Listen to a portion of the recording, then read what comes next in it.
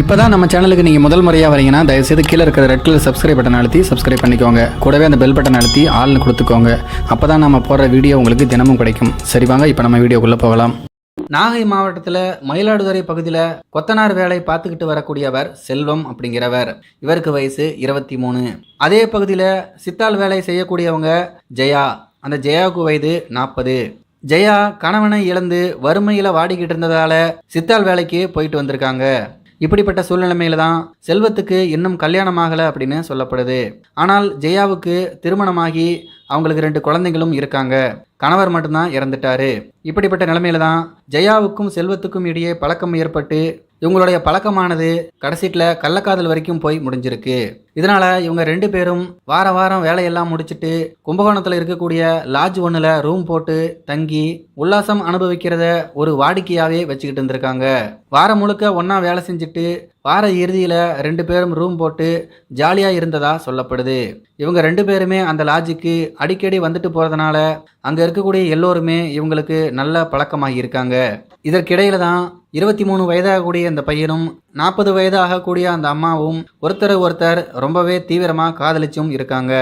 இவங்களுடைய கள்ளக்காதலை பற்றி வீட்டுக்கு தெரிய வரவே வீட்டில் பயங்கரமான பிரச்சனைகள் வெடிக்க ஆரம்பிச்சிருக்கு.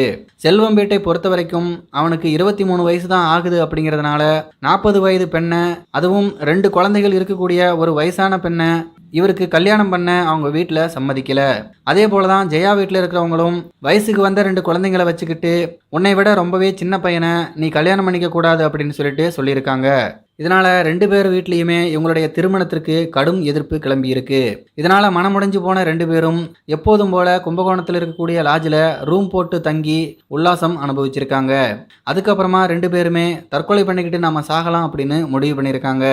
அதன்படியே கடையிலிருந்து விஷத்தையும் வாங்கிட்டு வந்திருக்காங்க. அந்த விஷத்தை குடிச்சிட்டு 2 பேரும் தற்கொலை முயற்சியும் பண்ணியிருக்காங்க. விஷம் குடிச்சதுக்கு அப்புறமா தான் 2 பேருக்குமே உயிர் பயம் ஏற்பட்டிருக்கு. அதனையடுத்து 2 பேருமே அலறி கத்தி கூச்சல் போட்டிருக்காங்க. அறைக்குள்ளார இருந்து வந்த அலறல் சத்தத்தை கேட்டு அங்கே இருந்தவங்க அதிர்ச்சி அடைஞ்சி அறைக்குள்ள ஓடி பார்த்துருக்காங்க. அப்போ 2 பேருமே விஷத்தை அருந்திட்டு உயிருக்கு போராடியதை பார்த்து அங்கே இருக்கக்கூடிய லாட்ஜ் நிர்வாகிகள் பக்கத்தில் இருந்த காவல் நிலையத்துக்கு தகவல் சொல்லியிருக்காங்க. அதுக்கப்புறமா அவங்கள 2 பேர்த்தையும் மருத்துவமனைக்கும் அழைச்சிக்கிட்டு போயிருக்காங்க.